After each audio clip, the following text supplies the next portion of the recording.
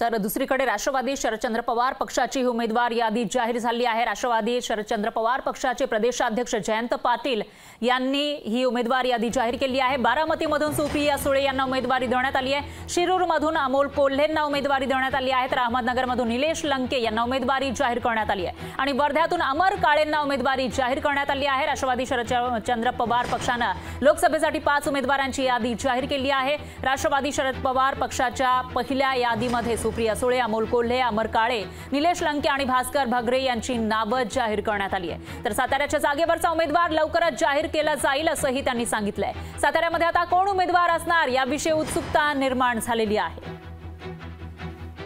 आदरणीय राष्ट्रवादी पक्षाचे सर्वेसर्वा पवार साहेब, राष्ट्रवादी पक्षाचे प्रांताध्यक्ष जयंत पाटील साहेबांनी इतर सर्व नेते मंडळींना धन्यवाद देतो की तुम्ही माझ्यावर जो विश्वास टाकला त्या विश्वासाला कुठं तडा न देता त्या निवडणुकीला सामोरं जात असताना त्या मतदारसंघातील जे अनेक वर्षापासून जे प्रलंबित प्रश्न आहेत त्या प्रश्नासाठी आपण यापुढील कालखंडामध्ये घातणार आहे आणि ही निवडणूक पूर्णपणे विकासाच्या मुद्द्यावर लढवण्याचा त्या ठिकाणी मी प्रयत्न करणार आहे।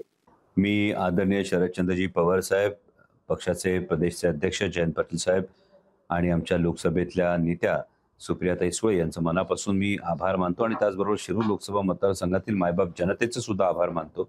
कारण 2019 मध्ये माझ्यासारख्या कोणतीही राजकीय पार्श्वभूमी नसलेल्या सर्वसामान्य कुटुंबातल्या व्यक्तीला ही उमेदवारी दिल्यानंतर गेली 5 वर्ष ज्या सातत्यानं शिरूर लोकसभा मतदारसंघाचे जे प्रश्न मांडत राहिलो, ज्या काही प्रश्नांची सोडवणूक करू शकलो, मला वाटतं की हा पुन्हा जो आदरणीय पवार साहेबांनी, जयंत पाटील साहेबांनी जो विश्वास माझ्यावर ठेवलाय हा विश्वास सार्थ करण्याचा मी पुरेपूर प्रयत्न करेन।